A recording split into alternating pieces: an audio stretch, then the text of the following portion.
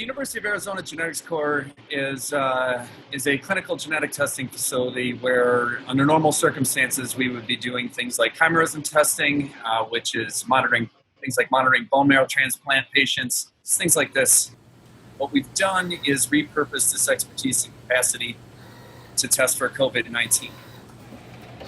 My job is to make sure that when patient samples arrive, we give results quickly, we give results accurately, and we make sure that we have the capacity ready for when those tests need to go.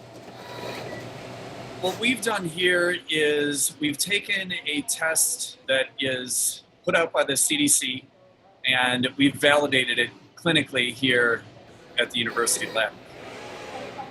We receive I would maybe call it the recipe for how to perform the test.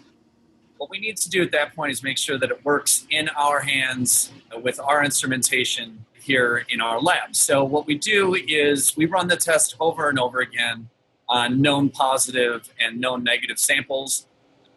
In this way, we can assess, what is our accuracy and precision, false positive rate, false negative rate, things like this.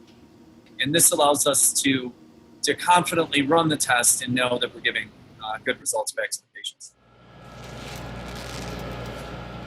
Our hope is that the university can provide additional testing capacity for the state.